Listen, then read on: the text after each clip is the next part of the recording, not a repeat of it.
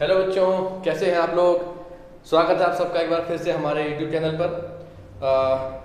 बहुत अच्छी खुशखबरी हमारे लिए है कि नई एजुकेशन पॉलिसी हमारे बीच में आ चुकी है 34 इयर्स के वेट के बाद एटलीस्ट।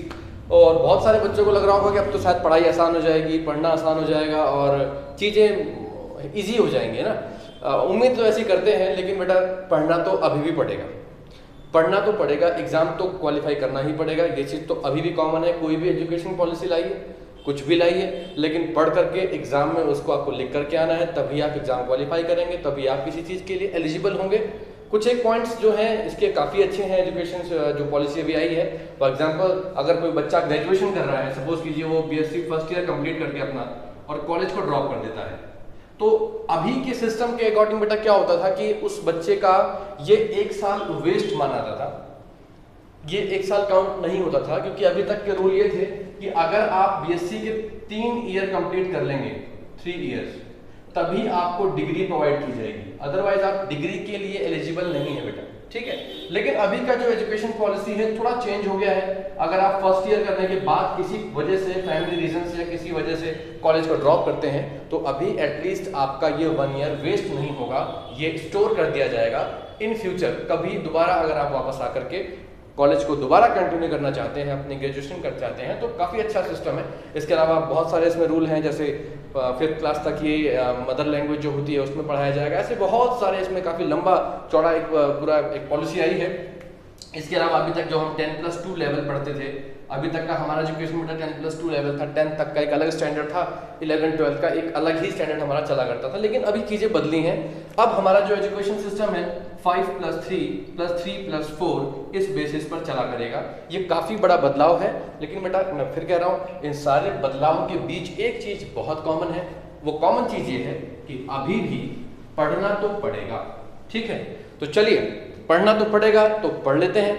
आज क्या करना है, हम लोग अपने पिछले लेक्चर्स में आपने देखा कि चैप्टर नंबर 1 कूलम्ब्स लॉ, उसका जो थ्योरी पार्ट था, जो कंसेप्चुअल पार्ट था, न्यूमेरिकल पार्ट था, वो हम आपके बीच में लेकर के आए हैं। जिन्होंने अभी तक वो हमारे वीडियोस नहीं देखे हैं, एक बार जाइए हमारे वीडियो हमारे चैनल पर सर्च करिए, ठीक है। वहाँ पर आपको चैप्टर नंबर 1 के सारे लेक्चर्स मिलेंगे, ठीक है। इसी तरीके से केमिस्ट्री के भी लेक्चर्स हमारे चैनल पर है, आप उसको भी जाके देख सकते हैं। आज के इस लेक्चर में हम लोग अपना chapter number 2 which is known as electric field, ये बेटा स्टार्ट करने वाले हैं। और लगभग मैं आपके बीच में लगभग 10 से 11 वीडियोस लेके आऊंगा इसकी, ताकि आपको काफी अच्छे से ये चैप्टर जो है मैं करवा सकूं, ठीक है। तो चलिए फिलहाल आज की पहली वीडियो स्टार्ट करते हैं इस चैप्टर की। तो इलेक्ट्रिक फील्ड बेटा हमारा जो सेकेंड यूनिट चैप्टर, जो फर्स्ट यूनिट है उसका सेकेंड चैप्टर है, ठीक है। तो सेकेंड चैप्टर है इलेक्ट्रिक फील्ड। लेकिन सबसे पहले एक चीज हमको ये हैबिट डालनी चाहिए बेटा, कि अगर हमने कोई चैप्टर स्टार्ट किया, फॉर एग्जांपल हमने इलेक्ट्रिक फील्ड स्टार्ट किया, तो सबसे बड़ी हैबिट जो होती है वो ये होनी चाहिए कि एटलीस्ट चैप्टर का जो नाम है ना, उसकी जो डेफिनेशन है उसके बारे में हमको नॉलेज होना चाहिए। जैसे अभी इलेक्ट्रिक फील्ड क्या होता है, किस रीजन से जनरेट होता है, ये सब कुछ हमें यहाँ पढ़ना है। तो अगर हम इस चैप्टर के नाम को ढंग से पढ़ना चाहें तो ये समझ लीजिए कि जो चैप्टर है हमारे लिए काफ़ी कुछ ईजी हो जाएगा। चलो, तो आते हैं अपने कंटेंट के पास। कंटेंट का नाम है इलेक्ट्रिक फील्ड। इसकी क्या डेफिनेशन है, उसके पास जाने से पहले थोड़ा सा इसके बारे में डिस्कशन कर लेते हैं। देखिए बेटा, एक आदमी है, सपोज कि मैं एक आदमी हूँ, मैंने अपना शादी में जाना, बढ़िया परफ्यूम लगा रखा है मैंने। तो क्या होगा कि जब मैं वो परफ्यूम लगा के किसी ऐसे स्पेस पे पहुंचूंगा जहाँ गैदरिंग हो रखी है, लोगों से मिलूंगा, तो मेरे आसपास के कुछ एरिया में लोगों को मेरी उस परफ्यूम की स्मेल आएगी, है कि नहीं।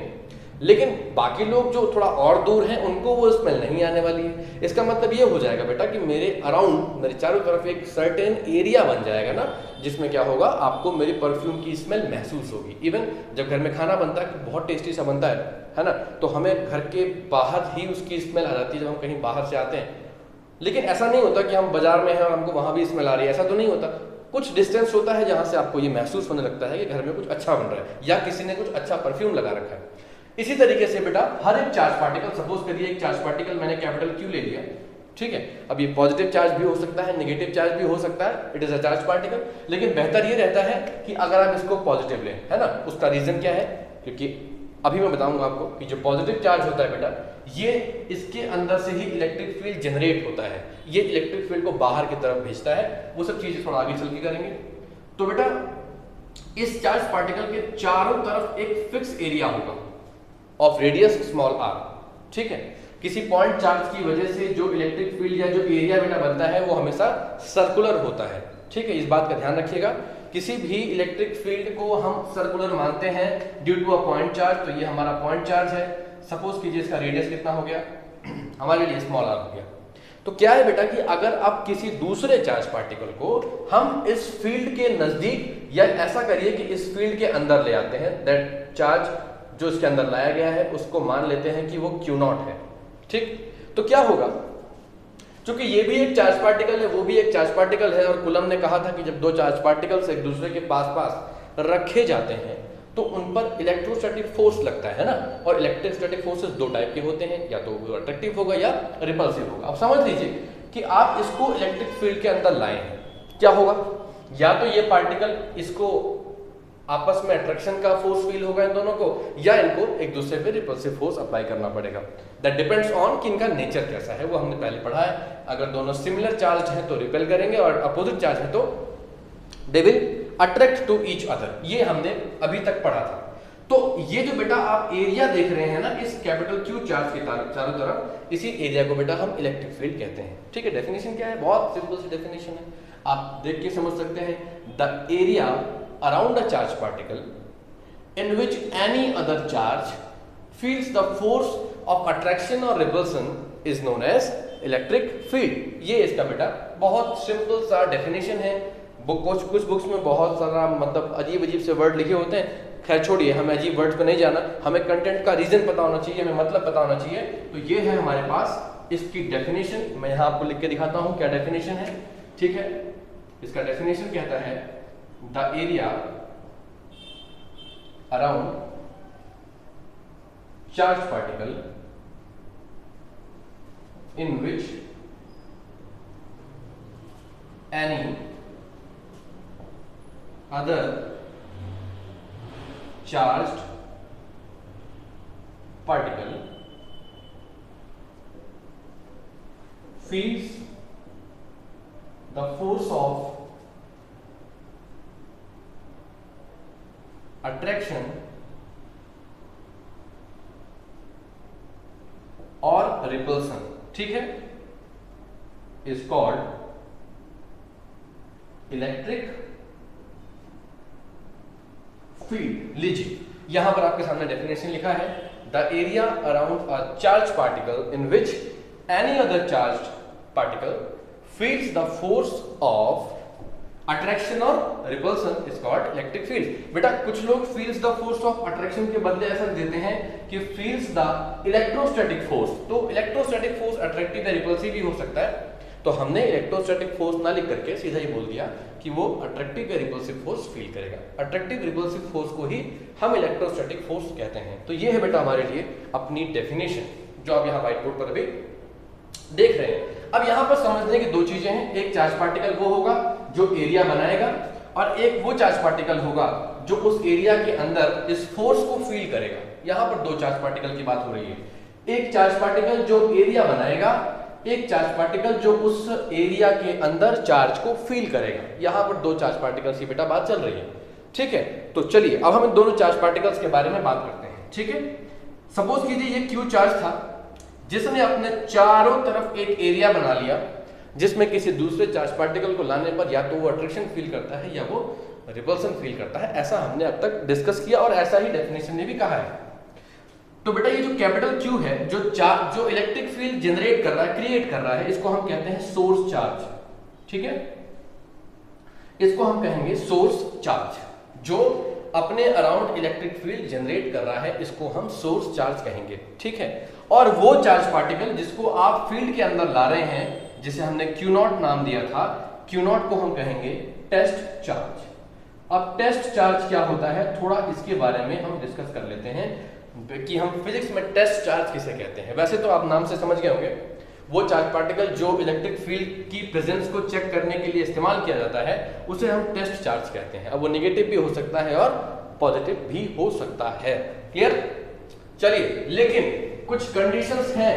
अगर आप न्यूमेरिकल सॉल्व कर रहे हैं, इन दैट पर्टिकुलर केस आपको टेस्ट चार्ज की वैल्यू कितनी लेनी चाहिए और आप टेस्ट चार्ज को क्या लेट करें, निगेटिव लेट करें या पॉजिटिव लेट करें, यहां पर ये दो बातें समझनी बहुत जरूरी है। तो हम अपने पहले की वीडियोस में भी इस बात को डिस्कस कर चुके हैं। अगर हमसे न्यूमेरिकल में ये पूछा जाए कि जो टेस्ट चार्ज है उसकी क्या वैल्यू रखी जाए, क्या नेचर लिया जाए, तो बेटा यहां ध्यान रखेंगे कि हम अपने टेस्ट चार्ज को पॉजिटिव नेचर का मान के एक अपने डेरिवेशन अपने न्यूमेरिकल को सॉल्व करेंगे। क्या वैल्यू लेंगे इसकी, आप इसको आप 1 कूलम लेंगे, ठीक है। इन दोनों प्रॉपर्टीज के कारण ही Q नॉट को हम यूनिट पॉजिटिव चार्ज भी कहते हैं। क्लियर हो गया? Q नॉट क्या है? Unit positive charge. इसको हम टेस्ट चार्ज के साथ साथ किस नाम से जानते हैं?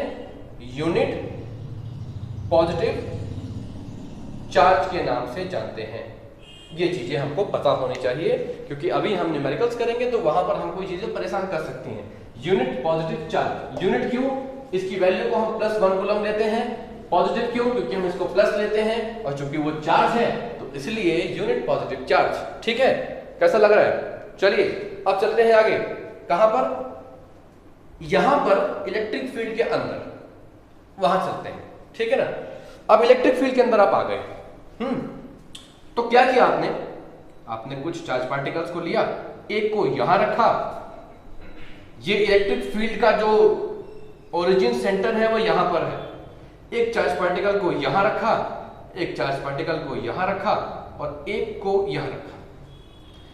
अब समझिए यहां पर क्या फर्क है तीनों में।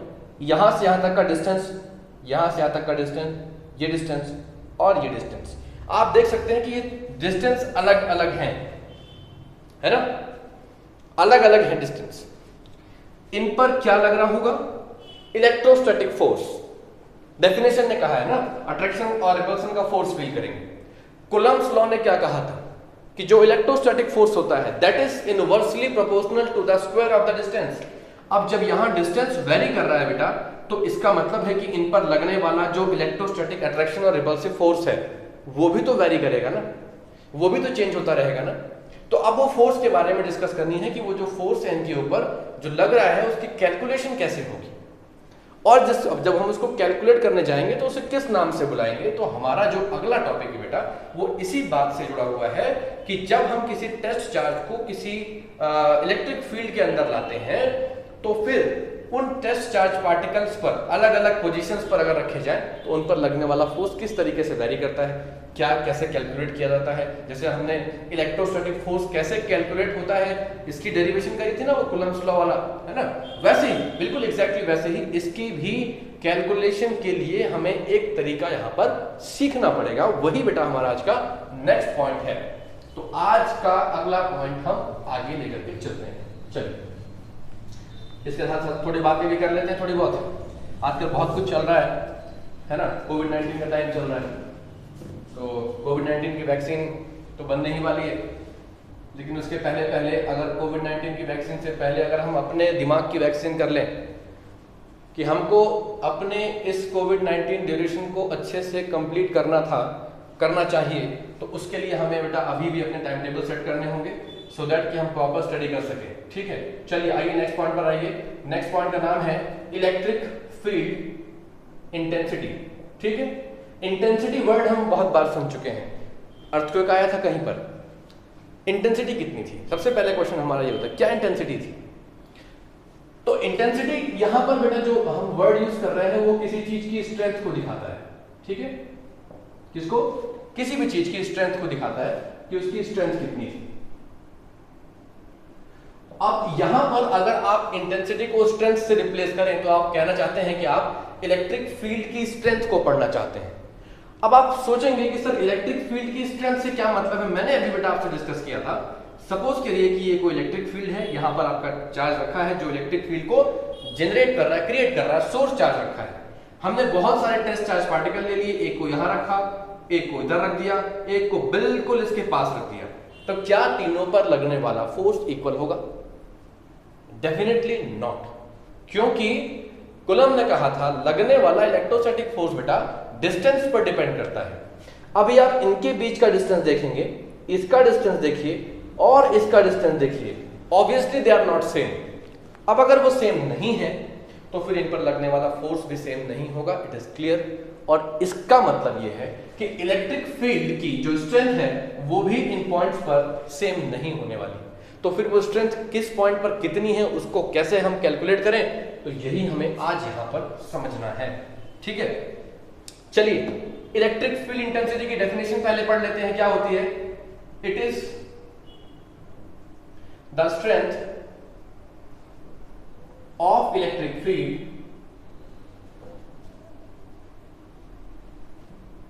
at any point in the electric field। ठीक, हमने क्या कहा? It is the strength of electric field at any point in the electric field या electric region कह सकते हैं।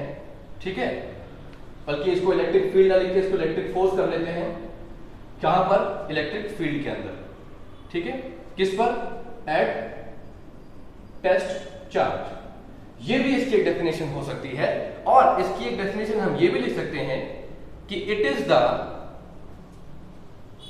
Amount of force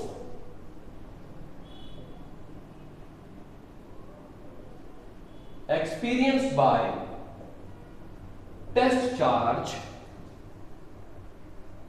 inside electric field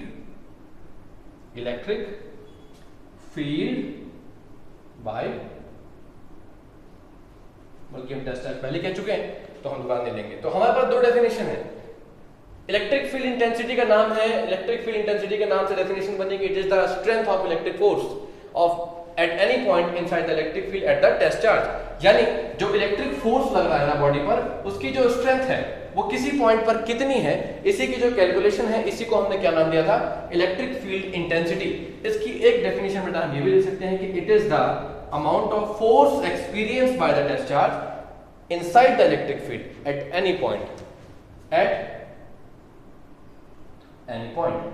तो ये है हमारे पास इलेक्ट्रिक फील्ड इंटेंसिटी की दो डेफिनेशंस। ठीक है, इलेक्ट्रिक फील्ड इंटेंसिटी को हम किससे रिप्रेजेंट करते हैं? तो बेटा इलेक्ट्रिक फील्ड इंटेंसिटी जब हम रिप्रेजेंट करने की बात आती है तो इसको हम लोग कैपिटल ई से रिप्रेजेंट किया करेंगे।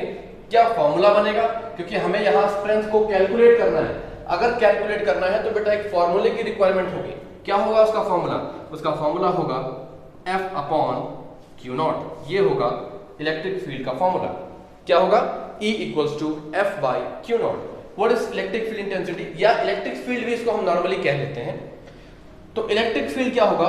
Amount of force experienced by the test charge. ये इसका बहुत नॉर्मल सा फॉर्मूला है, लेकिन इस फॉर्मूले में कुछ बदलाव करने जरूरी है।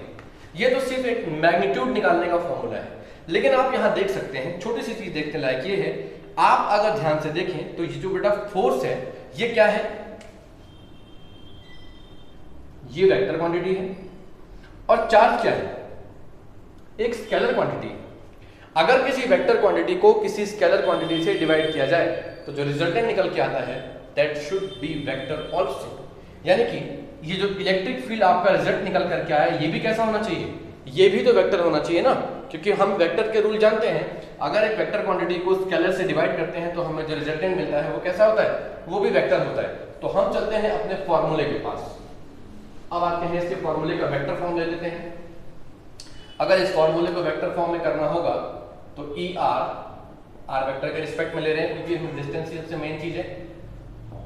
F vector upon Q not, ये होगा बेटा हमारा एग्जैक्ट फॉर्मूला जिसे हम लोग इलेक्ट्रिक फील्ड इंटेंसिटी का फॉर्मूला कहते हैं।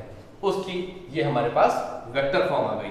ठीक है, अब यहां पर थोड़ा सा डिबेटेबल पॉइंट एक और आता है। अब उस डिबेटेबल पॉइंट के बारे में बात कर लीजिए। And that debatable point is कि मैंने आपसे कहा कि ये एक इलेक्ट्रिक फील्ड है जो कि चार्ज पार्टिकल Q की वजह से क्रिएट हो रहा है। ठीक, इसके बाद यहां पर एक टेस्ट चार्ज Q नॉट भी रखा गया। ठीक है ना, इस Q नॉट टेस्ट चार्ज की वजह से भी तो कुछ इलेक्ट्रिक फील्ड जनरेट हो रहा होगा, क्योंकि हर charge particle electric field generate करता है, हर एक charge particle electric field generate करता है, ठीक। और ये जो इलेक्ट्रिक फील्ड जनरेट कर रहा है, ये इसका इलेक्ट्रिक फील्ड कहां गया? अगर मैं इस पॉइंट पर इलेक्ट्रिक फील्ड कैलकुलेट करूं इसकी वजह से, इस वाले चार्ज की वजह से, तो बेटा यहां पर दो इलेक्ट्रिक फील्ड हैं, एक ये वाला, एक ये वाला। तो फिर इस सिचुएशन में हमारे लिए इस पॉइंट पर इलेक्ट्रिक फील्ड कैलकुलेट करना थोड़ा सा मुश्किल इसलिए हो जाएगा क्योंकि यहां पर दो इलेक्ट्रिक फील्ड हैं, दोनों अलग अलग इंटेंसिटी के हैं। तो फोकस किस पे करेंगे? तो जाहिर सी बात है कि जिसका इलेक्ट्रिक फील्ड वीक होगा हमें उसको नेग्लेक्ट करके चलना पड़ेगा। और इसलिए यहां हमें फॉर्मूले में ये बताना होगा कि हम Q नॉट के इलेक्ट्रिक फील्ड को नेग्लेक्ट करेंगे।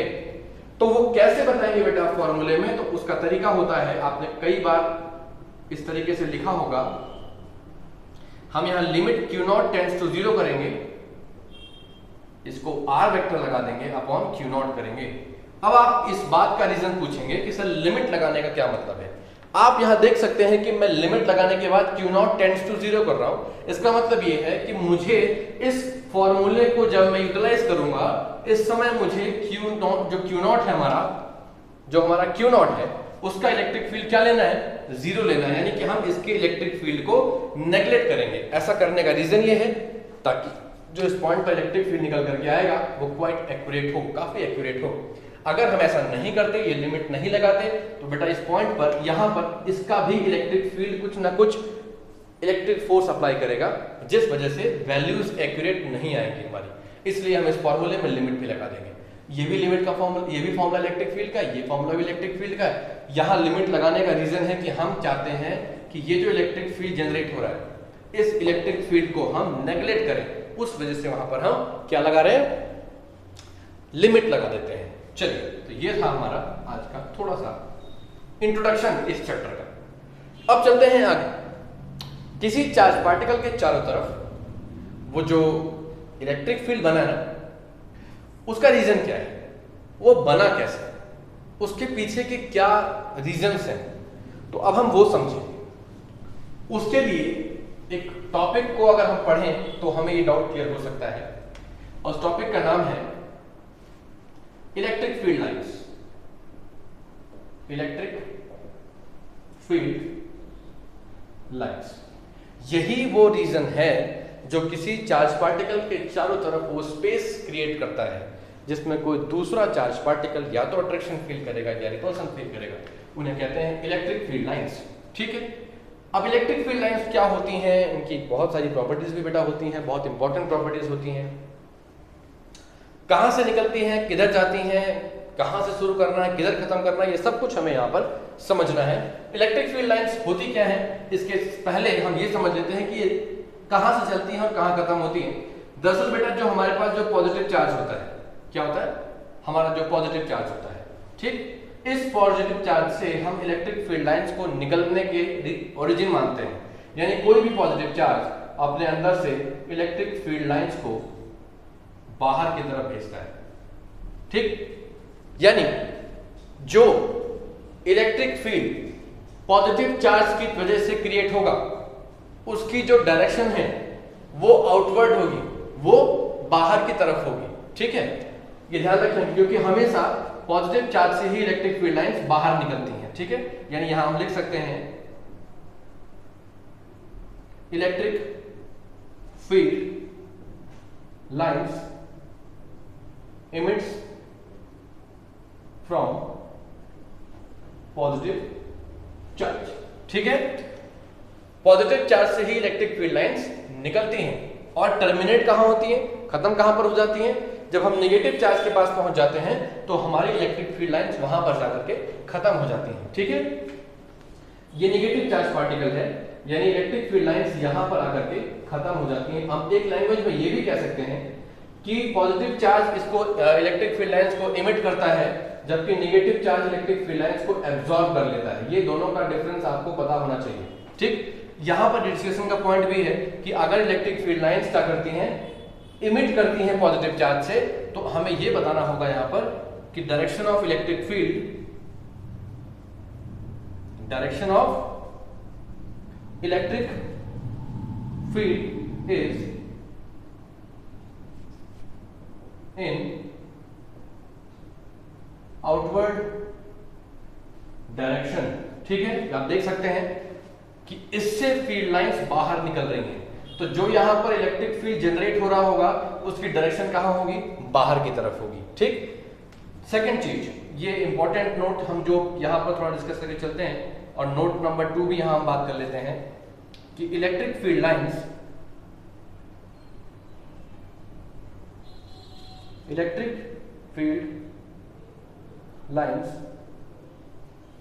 एंड्स एट नेगेटिव चार्ज, ये नेगेटिव चार्ज पर जाकर के खत्म हो जाती है, वहां देख सकते हैं आप। इसलिए जो डायरेक्शन ऑफ इलेक्ट्रिक फील्ड होगी वो कहां होगी, वो इनवर्ट डायरेक्शन की तरफ होगी। ठीक है, direction of electric field by negative charge is inverse, ये अंदर की तरफ होगा। ये उस डायग्राम से क्लियर हो रहा है। ठीक है, यानी कि ये जो स्टेटमेंट लिखा गया वो इस डायग्राम के लिए है, और ये जो स्टेटमेंट लिखा गया वो इस डायग्राम के लिए है। Positive charge electric field generate करता है, नेगेटिव चार्ज इलेक्ट्रिक फील्ड को अपने अंदर एब्जॉर्ब करता है। ठीक, तो क्या होता है कि इसका इलेक्ट्रिक फील्ड का डायरेक्शन भी इसी बात से तय हो जाता है कि जो पॉजिटिव चार्ज होगा उसकी इलेक्ट्रिक फील्ड की डायरेक्शन हमेशा आउटवर्ड डायरेक्शन में होगी, जबकि नेगेटिव चार्ज पार्टिकल के इलेक्ट्रिक फील्ड की डायरेक्शन कैसा होगी, इनवर्ट। इनवर्ट मतलब नेगेटिव चार्ज की तरफ होगी।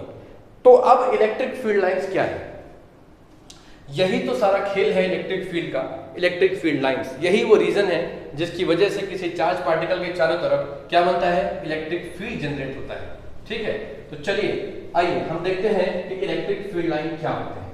ठीक है, तो दरअसल बेटा इलेक्ट्रिक फील्ड लाइन क्या है, ये एक इमेजिनरी पाथ होता है किसी भी इलेक्ट्रिक फील्ड का, जिस पर से हमारा पॉजिटिव टेस्ट चार्ज ट्रेवल कर सकता है, अगर उसे ऐसा करने की परमिशन है तो इलेक्ट्रिक फील्ड लाइन से क्या डेफिनेशन है, हम यहां लिखते हैं। देखिए जरा, डेफिनेशन ये है कि electric field lines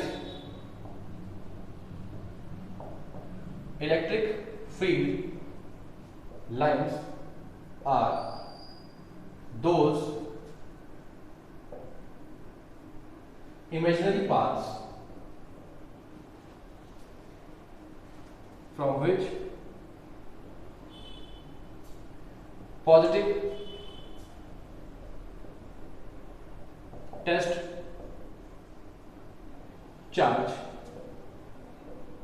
moves if it is free to do so। यानी कि इलेक्ट्रिक फील्ड लाइंस क्या होती हैं, दरअसल ये इलेक्ट्रिक फील्ड के अंदर वो इमेजिनरी पाथ होते हैं जहां से बेटा हमारा पॉजिटिव चार्ज ट्रेवल कर सकता है। अगर उसे ऐसा करने की परमिशन दी जाए तो उसे हम क्या कहते हैं, इलेक्ट्रिक फील्ड लाइन कहते हैं। ठीक है, इसकी एक और डेफिनेशन है, वो भी काफी अच्छी है क्योंकि उस डेफिनेशन से हमें बहुत सारे चीजें पता लगती हैं। ठीक है, इलेक्ट्रिक फील्ड लाइंस, अब यह दो तरह की, देखिए मैं एक चीज और क्लियर कर दूं बेटा, इलेक्ट्रिक फील्ड लाइंस दो तरह की हो सकती हैं। पहली तो स्ट्रेट भी हो सकती है, ठीक है, और दूसरी कर्व भी हो सकती है। ठीक है, तो अगर इलेक्ट्रिक फील्ड लाइन जो हमने ली है वो कैसी है, कर्व है। ठीक है, थोड़ा सा मैं डेफिनेशन को चेंज करना चाहता हूं बेटा क्योंकि मुझे यहां पर थोड़ा स्टेटमेंट बनानी है, और वो ये है कि the tangent drawn to the electric field lines, और कौन सी लाइंस, ये है कर्व लाइंस के लिए। The tangent to the electric field lines gives the direction of electric field at that point. ये दो डेफिनेशंस हैं जिसमें आप यूज कर सकते हैं पहला तो ये डेफिनेशन है कि जो इलेक्ट्रिक फील्ड लाइंस होती हैं, these are those imaginary paths. अब ये पाथ स्ट्रेट भी हो सकता है, कर्व भी हो सकता है, from which positive test charge moves if it is free to do so, अगर इसको ऐसा करने की परमिशन है तो। दूसरी डेफिनेशन ये कहती है कि electric field lines are those curves the tangent drawn on which gives the direction of electric field. यानी कि इलेक्ट्रिक फील्ड लाइंस किसी भी इलेक्ट्रिक फील्ड के अंदर वो कर्व्स हैं जिन पर अगर हम टेंजेंट ड्रॉ करते हैं तो वो टेंजेंट उस पर्टिकुलर पॉइंट पर हमें इलेक्ट्रिक फील्ड लाइंस की डायरेक्शन को प्रोवाइड कर देगा। ठीक है, तो ये तो थी इलेक्ट्रिक फील्ड लाइंस की अपनी डेफिनेशन। अब इसकी वजह से इलेक्ट्रिक फील्ड कैसे डिसाइड होता है, क्योंकि मैंने आपसे कहा था कि इलेक्ट्रिक फील्ड बनने का रीजन है electric field lines. Electric field lines की वजह से ही किसी चार्ज पार्टिकल के चारों तरफ इलेक्ट्रिक फील्ड जनरेट हो जाता है। वो कैसे? तो सपोज कीजिए कि ये एक पॉजिटिव चार्ज पार्टिकल है और ये एक नेगेटिव चार्ज पार्टिकल है। अभी अभी हमने जाना कि भैया पॉजिटिव टेस्ट चार्ज पार्टिकल से क्या होते हैं या पॉजिटिव चार्ज पार्टिकल से क्या होते हैं, इलेक्ट्रिक फील्ड लाइंस निकलती हैं। अब ये इलेक्ट्रिक फील्ड लाइन निकलेंगी तो ये कुछ डिस्टेंस कवर करेंगे। ठीक है, ये लीजिए, ये कुछ डिस्टेंस कवर करेंगी और अपने पार्टिकल के चारों तरफ ये जितना स्पेस ऑक्यूपाई करेंगी वो सारा का सारा स्पेस क्या कहलाएगा? उस चार्ज पार्टिकल का इलेक्ट्रिक फील्ड कहलाएगा। तो यानी कि किसी चार्ज पार्टिकल का इलेक्ट्रिक फील्ड कितना बड़ा होगा ये दो चीजों पर डिपेंड करता है। एक तो ये कि उसका चार्ज कितना बड़ा है, जितना बड़ा चार्ज होगा, जितना ज्यादा अमाउंट ऑफ चार्ज बॉडी पर होगा उतना बड़ा उसका क्या होगा? इलेक्ट्रिक फील्ड होगा। दूसरा इस बात पे डिपेंड करता है कि उसके अंदर से कितनी इलेक्ट्रिक फील्ड लाइंस इमिट हो रही है। ठीक है, तो इस चार्ज पार्टिकल के चारों तरफ का अप्रोक्सीमेटली ये जो एरिया आप देख रहे हैं यही इसका इलेक्ट्रिक फील्ड कहलाएगा और बचा हुआ बाकी जो एरिया आप देख रहे हैं वो इसका इलेक्ट्रिक फील्ड कहलाएगा। तो यहां ये बात तो क्लियर हो जाती है कि electric field negative charge particles का होता है और पॉजिटिव चार्ज पार्टिकल्स का होता है। ठीक है, दोनों मिलकर के भी इलेक्ट्रिक फील्ड तैयार कर सकते हैं, अपना अपना इंडिविजुअल, इसका अपना इलेक्ट्रिक फील्ड होगा, उसका अपना इलेक्ट्रिक फील्ड होगा। और आप यहां पर देख सकते हैं कि जो हमारा electric field generated by positive charge particle है वो कैसा है। देखिए आप, अगर आप एरो हेड को देखें तो सारे एरो हेड आउटवर्ड लगे हुए हैं, विच शोज कि इलेक्ट्रिक फील्ड जो पॉजिटिव टेस्ट चार्ज क्रिएट करता है या पॉजिटिव चार्ज क्रिएट करता है उसकी डायरेक्शन आउटवर्ड होती है। जबकि जब हम नेगेटिव चार्ज पार्टिकल की बात करते हैं तो इसकी वजह से क्रिएट किया गया इलेक्ट्रिक फील्ड का डायरेक्शन आप देखिए ये इनवर्ड है सारे। तो यही पॉइंट हमने आपको पहले डिस्कस करके बताया था। तो अब चलते हैं, थोड़ा सा और आगे बढ़ते हैं। अब हम आते हैं इलेक्ट्रिक फील्ड लाइन की डेफिनेशन हमने पढ़ी, हमने दो डेफिनेशन पढ़ी, हमने डायग्राम देखा। ये इलेक्ट्रिक फील्ड जो है वो पॉजिटिव चार्ज क्रिएट कर रहा है और ये जो बचा हुआ है वो नेगेटिव चार्ज क्रिएट कर रहा है। ठीक, तो आइए जरा कुछ नया पढ़ते हैं। और नया क्या पढ़ना है वो हम आपको बताते हैं। नया क्या है हमारे बीच में? नया टॉपिक जो है वो मैं यहां लिख रहा हूं और उसके बारे में छोटी सी एक डिस्कशन हो जाएगी, फिर हम चलते हैं नए अगले पॉइंट पर। हमारा आज का बेटा नेक्स्ट पॉइंट है properties of electric field lines. ये बहुत इंपॉर्टेंट टॉपिक है क्लास 12 के स्टूडेंट्स के लिए और उसके अलावा जो हायर एग्जामिनेशन की तैयारी करते हैं IIT JEE के लिए, क्योंकि जो प्रॉपर्टीज हैं यही किसी चार्ज पार्टिकल की वजह से क्रिएट किए गए इलेक्ट्रिक फील्ड का जो नेचर है वो बताती है। ठीक, तो अभी हम यहाँ पर इसकी प्रॉपर्टीज के बारे में डिस्कस करते हैं। बेटा सबसे पहली प्रॉपर्टी जो है वो बहुत कॉमन है और वो प्रॉपर्टी क्या है, उस प्रॉपर्टी को हम यहां पर आपको डिस्कस करके बताएंगे। लेकिन उसके पहले कुछ बातों को जान लेना बहुत जरूरी है। और वो बात क्या है? वो बात ये है कि एक बहुत छोटा सा क्वेश्चन हमसे पूछा जाता है बार बार कि सपोज करिए, अभी हम प्रॉपर्टीज को थोड़ा ब्रेक देते हैं, पहले इस पॉइंट को डिस्कस कर लेते हैं, फिर हम आ जाएंगे अपने इसकी प्रॉपर्टीज पर। बहुत छोटा सा क्वेश्चन है, एक पॉइंट है A और इस पॉइंट पर कोई पॉजिटिव चार्ज पार्टिकल रखा हुआ था जो अपना इलेक्ट्रिक फील्ड बना रहा होगा। जहां भी चार्ज पार्टिकल रखा जाएगा वो अपना इलेक्ट्रिक फील्ड बनाएगा, क्योंकि कहा गया है कि इलेक्ट्रिक फील्ड लाइंस हमेशा चार्ज पार्टिकल के अंदर से इमिट होती रहती है। ठीक है, थोड़ी देर के बाद मैंने इस चार्ज पार्टिकल को स्मॉल r डिस्टेंस तक डिस्प्लेस करके B पॉइंट पर लेकर के आ गया। अब यहां पर भी वो अपना इलेक्ट्रिक फील्ड बनाएगा, जहां भी रहेगा रोशनी लुटाएगा, किसी चिराग का अपना मका नहीं होता, ऐसा कहा गया है। तो ये वही चिराग है, जहां भी रहेगा इलेक्ट्रिक फील्ड बनाएगा। इसका कोई पर्टिकुलर प्लेस नहीं होता कि अगर पॉजिटिव चार्ज पार्टिकल वहां रखा जाएगा तो वही इलेक्ट्रिक फील्ड बनाएगा। जहां भी ले जाएंगे वो इलेक्ट्रिक फील्ड के अंदर से फील्ड लाइंस निकलती रहेंगी, इलेक्ट्रिक फील्ड बनता रहेगा, इसमें कोई बड़ी बात नहीं। क्वेश्चन क्या है, क्वेश्चन ये पूछाता है कि ये कई बार बड़ा क्वेश्चन, अब ये क्वेश्चन जो है बहुत कॉमन हो चुका है और अक्सर पूछाता है। तो कंडीशन ये थी कि एक पॉइंट है ए, जहां पर एक चार्ज पार्टिकल रखा था, वो अपना इलेक्ट्रिक फील्ड बना रहा था। थोड़ी देर के बाद हम उसको उठा करके इस स्मॉल r डिस्टेंस पर ले आए।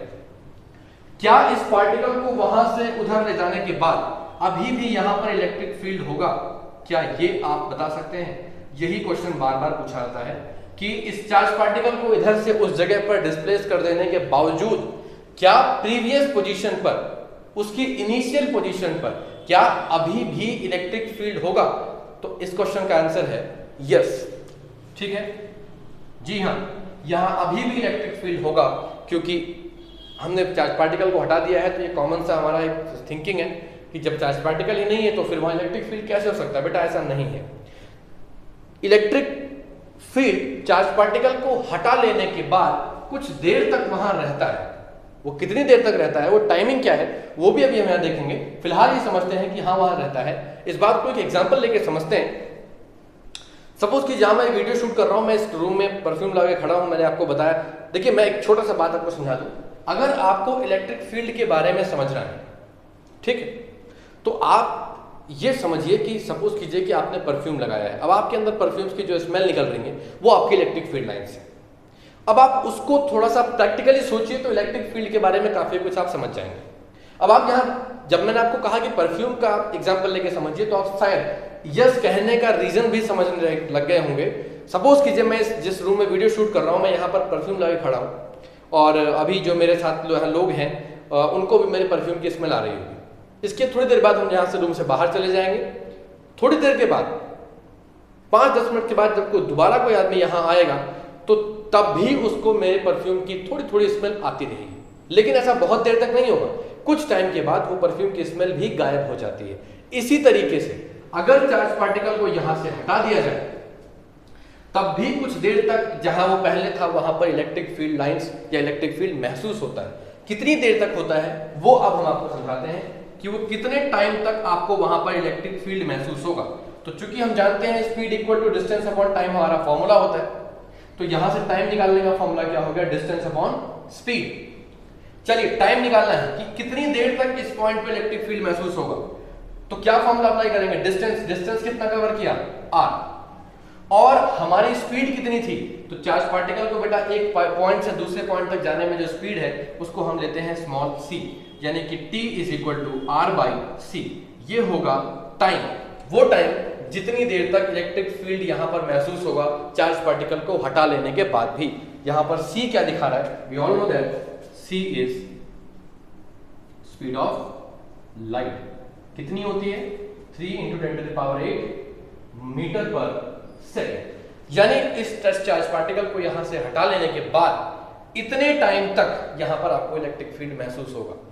इसका मतलब यह है कि इलेक्ट्रिक फील्ड जो है ना वो चार्ज पे डिपेंड तो नहीं करता। इस बात को आप बहुत ध्यान से समझ लीजिए, Q0 पे डिपेंड नहीं करता, ठीक? क्योंकि आप देख रहे हैं ना, हम चार्ज पार्टिकल को हटा देंगे ना, फिर भी इलेक्ट्रिक फील्ड यहाँ है ना थोड़ी देर के लिए। इसका मतलब यह है कि इलेक्ट्रिक फील्ड जो है वो चार्ज पर डिपेंड नहीं करता। वो किस पर डिपेंड करता है?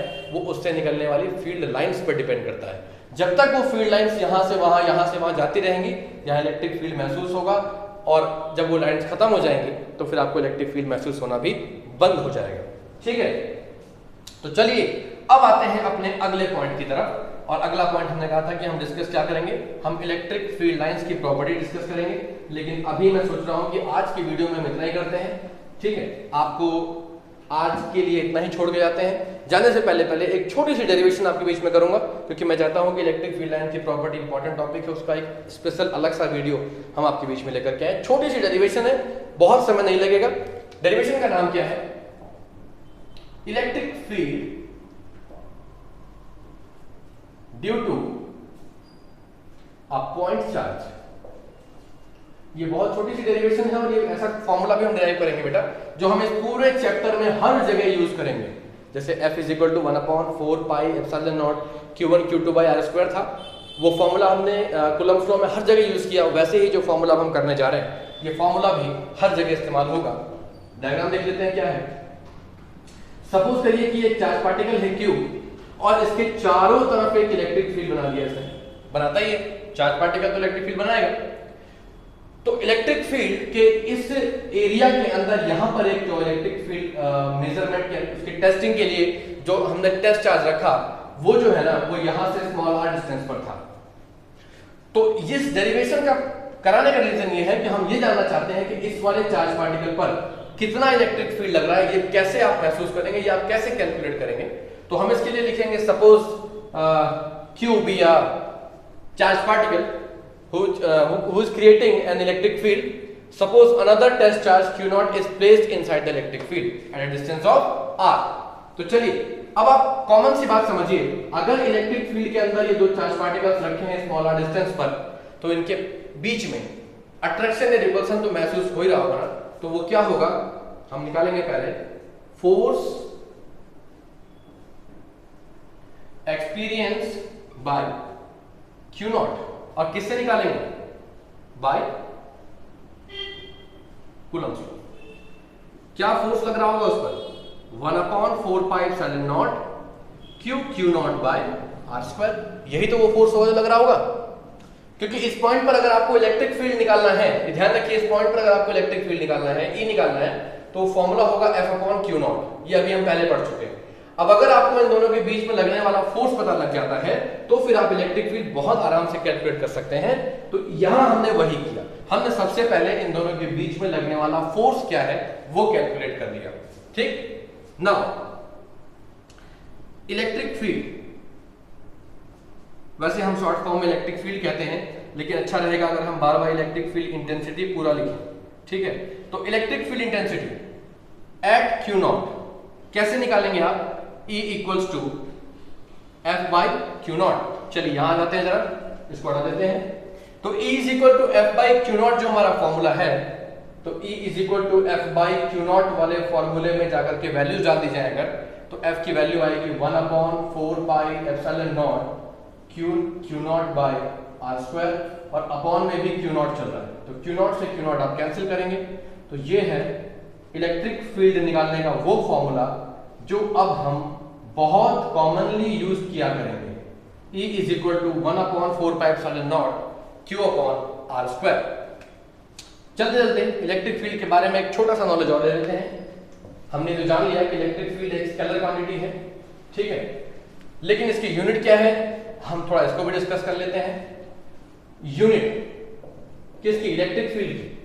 तो इलेक्ट्रिक फील्ड का फॉर्मूला है F/Q0। फोर्स को मेजर करते हैं न्यूटन से और चार्ज को कूलम्ब से। तो इलेक्ट्रिक फील्ड किससे मेजर किया जाएगा, electric field is measured by Newton पर कूलम्ब। ये हमारी क्या है, इलेक्ट्रिक फील्ड की यूनिट है। ये जो फॉर्मूला है ये किसी पॉइंट पर इलेक्ट्रिक फील्ड कैलकुलेट करने का फॉर्मूला है। तो आज का हम जो लेक्चर है, अपना जो वीडियो है, आज यहीं खत्म करते हैं। आपके बीच में बहुत जल्दी से हम एक और वीडियो लेकर के आएंगे जिसमें हम केवल इलेक्ट्रिक फील्ड लाइंस की प्रॉपर्टीज को बहुत अच्छे से एलैबोरेट करेंगे। हम ये भी बताएंगे कि दो लाइक चार्जेस में रिपल्सन क्यों होता है, होता तो है, सब बताते हैं क्यों होता है, हम ये भी आपके बीच में लेकर के आएंगे। दो अनलाइक चार्ज पार्टिकल्स के बीच में अट्रैक्शन क्यों होता है, ये भी हम विद रीजन आपके बीच में लेकर के आएंगे। और इलेक्ट्रिक फील्ड लाइंस की प्रॉपर्टीज भी हम आपके बीच में लेकर के आएंगे। तब तक के लिए हमारे चैनल पे बाकी वीडियोस को देखते रहें, लाइक करें, सब्सक्राइब करें। Thank you.